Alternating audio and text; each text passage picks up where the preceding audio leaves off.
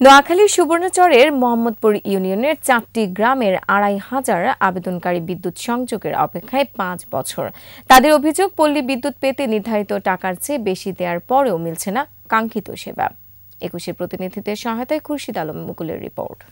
Walton air conditioner exchange অফারে split এসিতে 23,000 টাকা পর্যন্ত নিশ্চিত ছাড়।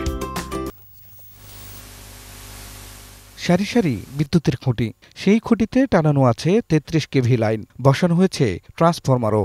বাড়ি, দোকান কিংবা উপাসনালয় সবখানে করা হয়েছে ওয়ারিং, কিন্তু নেই শুধু বিদ্যুৎ। 5 বছর আগে বসত, রান্নাঘর ও ফার্মেসিতে ওয়ারিং করেছেন মোহাম্মদপুর ইউনিয়নের চর নুমান গ্রামের পল্লী চিকিৎসক সোহেল। ঘরে এনেছেন টেলিভিশন, ফ্রিজ, বৈদ্যুতিক পাখা, কিন্তু আজ পর্যন্ত কাঙ্ক্ষিত বিদ্যুৎই আসেনি তার ঘরে।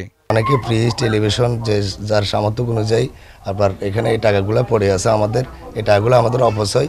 সোহেলের মতো বিদ্যুতের কাজের জন্য নির্ধারিত মূল্যের বাইরে অতিরিক্ত টাকা দিয়েও সেবা পাননি বলে অভিযোগ আবেদনকারীদের। পানির জন্য, বিদ্যুতের জন্য ভালো ফসল হচ্ছে না, আমরা বাজারে বিক্রিও করতে পারছি না। প্রত্যেকটা ফ্যামিলি ঘর ওয়ারিংয়ে 10,000, 15,000, 20,000 করে টাকা দিয়েছি। আজকে 2-3 বছর এভাবে পড়ে রয়েছে। কারণ আমরা পাই না, পরে আমরা যার মাধ্যমে আইসি হাতারে কইছি, আর হাতে কই ইঞ্জিনিয়ার যেহেতু দাইছে, পরবর্তী ইঞ্জিনিয়ার আর গিয়ে আইসি হিগারও খরচ বছর দিছি। এইভাবে ধরো 4-5 বছর আমরা লাঞ্ছিত। পল্লী বিদ্যুৎ সমিতি দায়ী করছে গাছ কাটা সংক্রান্ত জটিলতাকে। ইতিমধ্যে আমরা বন বিভাগকে চিঠি দিয়েছি, বন বিভাগের সাথে কথাও হয়েছে।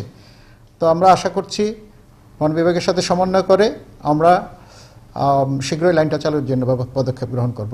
দ্রুতই গাছ কাটার কাজ শেষ হবে বলে জানালেন বিভাগীয় বন কর্মকর্তা।